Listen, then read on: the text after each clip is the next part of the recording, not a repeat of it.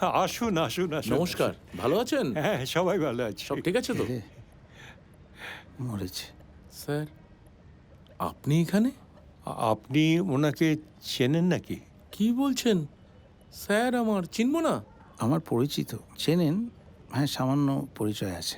না স্যার, আপনি কোথায় পড়ান না স্যার? না, কোথাও পড়াই টড়াই না, বললাম না, ওই আমার সাথে একটু অল্প আলাপ আছে। ইনি হার্ডউইল কোম্পানির মালিক। হ্যাঁ, হ্যাঁ, ইনার বাবা বাড়িন রায়। সে কি? ইয়েস। আপনি ওই সিঙ্গাপুরের কোম্পানিটার মালিক? আপনি আপনি রাত্রিকে খুঁজছেন? বাবা ডাকছিলে? তুমি?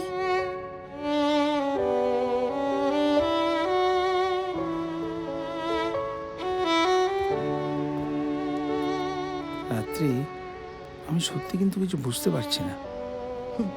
বলেছিলাম না আমাকে এক্সপ্লোর করতে টাইম লাগবে। তানিয়া আমার মেয়ে। তোমার মেয়ে? তাহলে সেদিন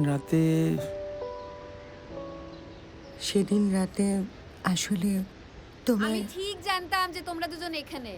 এই রাত্রি নিচে চল। বলছি তোমাদের জন্য না একটু খাবারের ব্যবস্থা করেছি, এসো খাবে এসো।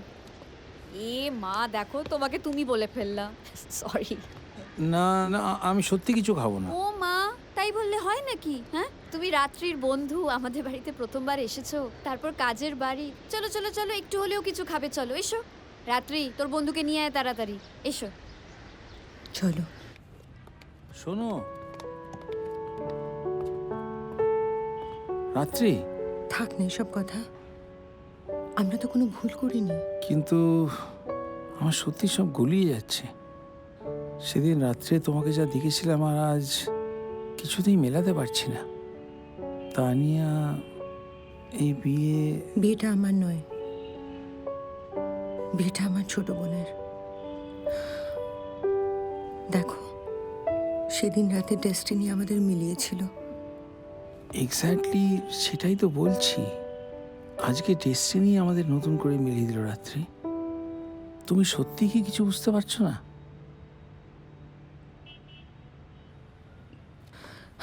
উৎসব চলো। রাত্রি,